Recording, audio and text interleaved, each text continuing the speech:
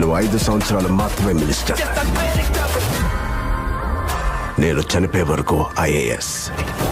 Dialogue ఏంటంటే అక్కడ conversation ఏంటంటే అర్థమైంది. యువతను అందరినీ కోరుతున్నాను నేను, ఇలాంటి పిచ్చి ఆలోచనలు పెట్టుకోబోకండి. అలాంటి మూర్ఖులు ఆ సినిమా డైరెక్టర్ నాకు తెలీదు, స్క్రిప్ట్ రైటర్ నాకు తెలీదు. అలాంటి మూర్ఖులు ఇలాంటి పిచ్చి భావాన్ని, అప్రజాస్వామిక భావాన్ని, బానిసత్వ భావాన్ని ప్రవేశపెడితే దాన్ని క్షమించడం పొరపాటును కూడా చేయకూడదు. ప్రజాస్వామ్యంలో ఎన్నికైన ప్రతినిధులు అంటే గౌరవం లేకపోతే, ప్రజల తీర్పుని గౌరవించకపోతే ప్రజాస్వామ్యం అంటే ఇంకా అంటే ఓటేమన్నా తమాషా అనుకున్నావా? ఓటు పైపైన సరదాగా సినిమాలో ఒకటి సీన్ అనుకున్నారా? మంచో చెడో ఈ ప్రజలు వాళ్ళ మనోభావాలతో స్వచ్ఛందంగా ఓటు వేసి మమ్మల్ని ప్రతినిధిగా కోరుతున్నారు. ప్రతినిధి తప్పులు చేస్తే జీహుజలను కాళ్ళు పట్టుకోమని ఎవరు అంటలా.